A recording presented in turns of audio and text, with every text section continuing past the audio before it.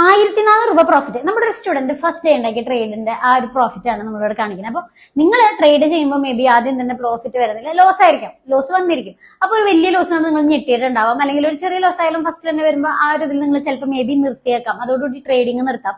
പക്ഷെ അങ്ങനെയല്ല, നിങ്ങൾ ട്രേഡിങ് ചെയ്യുമ്പോൾ എന്തായാലും ലോസ് വന്നിരിക്കും. ലോസ് ഇല്ലാതെ നിങ്ങൾക്ക് ഒരിക്കലും ചെയ്യാൻ പറ്റില്ല. കാരണം ഈ ലോസ് എന്ന് പറയുന്നത് ട്രേഡിങ്ങിന്റെ പാർട്ട് ഓഫ് ട്രേഡിംഗ് ആണ്. നമ്മൾ ലോസ് ഇല്ലാണ്ട് ചെയ്യുക എന്നതിലുപരി നമ്മൾ ആ ലോസിനെ കൺട്രോൾ ചെയ്ത് വേണം ചെയ്യാനായിട്ട്.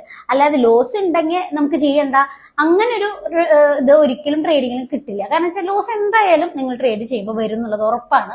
അത് നോക്കി അതിനെ കൺട്രോൾ ചെയ്ത് വേണം. അതിനായിട്ടുള്ള റിസ്ക് മാനേജ്മെന്റ് ആണ് നമ്മൾ മെയിൻ ആയിട്ട് ഫസ്റ്റ് തന്നെ പഠിക്കേണ്ട കാര്യങ്ങൾ. കാരണം നിങ്ങൾ പേപ്പർ ട്രേഡ് ചെയ്തിട്ടാണെങ്കിൽ ചെയ്യുമെങ്കിൽ പോലും ഈ ഒരു റിസ്ക് മാനേജ്മെന്റ് എഫക്ട് നിങ്ങൾക്ക് അധികം കിട്ടുന്നില്ല. കാരണം എന്ന് വെച്ചാൽ നമ്മുടെ ഇമോഷണലി ഉള്ള ആ കൺട്രോൾ ചെയ്യാനുള്ള പവർ ഒന്നും പേപ്പർ ട്രേഡിൽ നിങ്ങൾക്ക് കിട്ടില്ല. സോ നിങ്ങൾ കറക്റ്റ് ആയിട്ട് ആ ഒരു ലിക്വിഡ് മണി വെച്ച് ട്രേഡ് ചെയ്ത് അതിൽ ലോസ് എഫക്ട് ചെയ്താൽ മാത്രമേ നിങ്ങൾക്ക് നിങ്ങളുടെ ഇമോഷൻ കൺട്രോളും റിസ്ക് മാനേജ്മെന്റ് കറക്റ്റ് ആയിട്ട് ചെയ്യാനൊക്കെ പറ്റുള്ളൂ.